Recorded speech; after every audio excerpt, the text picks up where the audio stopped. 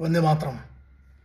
एक बच्ची पर उसके खुद का पिता राधिका यादव का गोली मारता है, उस बच्ची की हत्या होती है और सिर्फ एक मर्डरर, सिर्फ एक कातिल पकड़ा जाता है।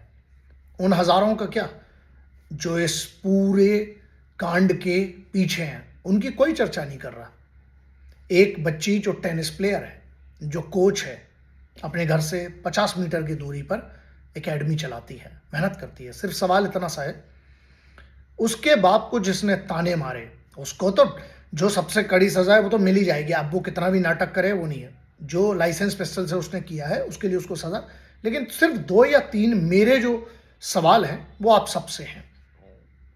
पहला प्रश्न ये है, उन लोगों को अबेटमेंट ऑफ सुसाइड या abetment of murder, abetment of crime जिसको बोलते हैं, उसकी धाराओं में क्यों नहीं गिरफ्तार किया जाता? जिन लोगों ने उसके बाप को उकसाया है उनके खिलाफ क्या कार्रवाई हो रही है? इस पर कोई बात नहीं करेगा ना? क्यों? क्योंकि कहीं ना कहीं एक ऐसा समाज है जो देखना ही नहीं चाहता है कि बच्चियां कुछ करें। हर लड़की सही नहीं होती, मैं तो हजारों बार बोल चुका हूं, लेकिन जब तक इन्वेस्टिगेशन नहीं होती है। किसी ने कमेंट में लिख दिया कि अरे यादव लड़की थी, और मैंने एक पोस्ट किया उस पर, तो ये बात आती है, शर्म इस बात की है ना, तुम यादव, ब्राह्मण, मराठा, यूपी, बंगाली, मद्रासी, है ना, फिर कोई पंजाब से, कोई हरियाणा से, इसमें लड़ते रहना, और हमेशा इसका फायदा शत्रुओं को हुआ है, पहला। और दूसरा, कोई 8G पे पूरी दुनिया के लोग काम कर रहे हैं, कोई लेबर पे 1 करोड़ अरबों की उनने इकोनॉमी तैयार कर दी, है ना। लेकिन हम किस में फंसे हुए हैं? हम तो आपस में कह रहे, आप ब्राह्मण हो आप उसके लिए मत बोलो, आप यादव हो आप उसके लिए मत बोलो, आप मराठा हो आप इसके लिए मत बोलो, आप क्षत्रिय हो आप इसके लिए, वैश्य के लिए मत बोलो, शूद्र के लिए मत बोलो। शर्म है? कब मिलोगे बे, कब मिलेंगे? और ऐसे मुद्दे पर अगर आपकी बहन बेटी के साथ ये होता तो आप सिर्फ कल्पना करिए, ये सोच है, ये सोच है। अगर 25 साल के लड़के की कमाई उसके पिताजी को कोई समस्या नहीं होती, लेकिन लड़की की कमाई, क्योंकि समाज वाले ताना दे रहे हैं, समाज है कौन बे? या समाज वालों की ऐसी की तैसी।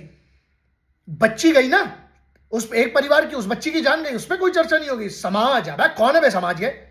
लड़का कमा रहा होता तो कोई प्रश्न नहीं था, लड़की कमा रही तो उस पर हजारों सवाल है, किस टाइप के हो बे?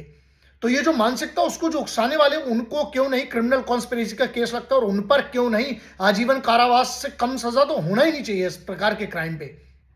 उसकी दोस्त ने 2-3 वीडियो बनाए, लेकिन यहां पर ये है ना, लड़का और लड़की की कमाई के बीच में, मैं कह रहा हूं, अगर मेरी बेटी मेहनत करके कमाती है, मुझे इस बात का गर्व है कि वो इतनी सक्षम है मेरी बेटियां कि पैसा कमाती हैं। एक समझ में ही नहीं आता, यही तो बात है ना। जिस दिन हम इसको समझ गए, यार वो बच्ची सुबह उठती है, अपनी रूटीन करती है, एक एथलीट है, मजाक है क्या?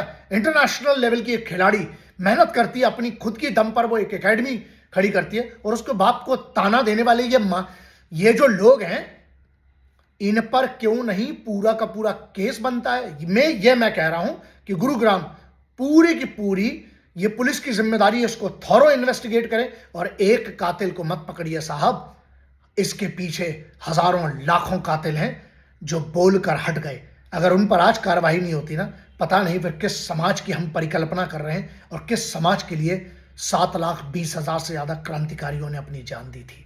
शर्म आती है, आज सच कह रहा हूं, शर्म इस बात की आती है कि फिर हम किस नारी की पूजा करते हैं? नवरात्रि आती है, हम किन माँ के किन स्वरूपों की पूजा करते हैं, अगर हम समाज में एक बच्ची को एक्सेप्ट नहीं कर सकते हैं जिसने अपनी दम पर, अपनी मेहनत करके अपना एक मुकाम हासिल किया, अपनी मेहनत करके एकेडमी चलाती थी, किसी का कुछ नहीं करती थी, लेकिन उसके साथ ये इसलिए हुआ क्योंकि समाज को यह पसंद नहीं था, रिश्तेदारों को यह पसंद नहीं था। धिक्कार है ऐसे समाज पर, और धिक्कार है ऐसे निकम्मे रिश्तेदारों पर। अपनी बेटियों को ना बर्बाद मत करो, अपने परिवार को मत करो इन रिश्तेदारों के पीछे, ऐसे समाज के पीछे। धिक्कार है, थू है ऐसे समाज पर। और इस बात पे भी शर्म आती है कि जो लोग इस समाज का हिस्सा हैं, कैसे हो बे तुम लोग? किस प्रकार के नपुंसक नामर्द हो तुम लोग?